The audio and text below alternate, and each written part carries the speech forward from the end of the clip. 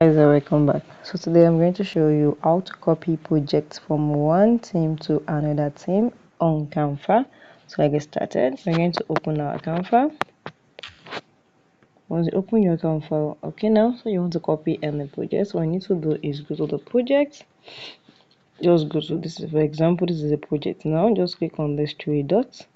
Once you click on these three dots, just click on copy to another team. Click on copy to another team.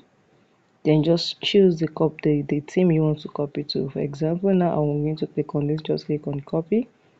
Once you click on copy, you can see copy that we are on it is going to automatically copy to another team. So for those of you that you used to get Canva Pro and you'll be given a team, it's very easy. Just copy all your team. Just you need to do it one by one. You can see it is sent there. You need to do it one by one, send it to them. Automatically you'll be able to copy your designs, your project to another team.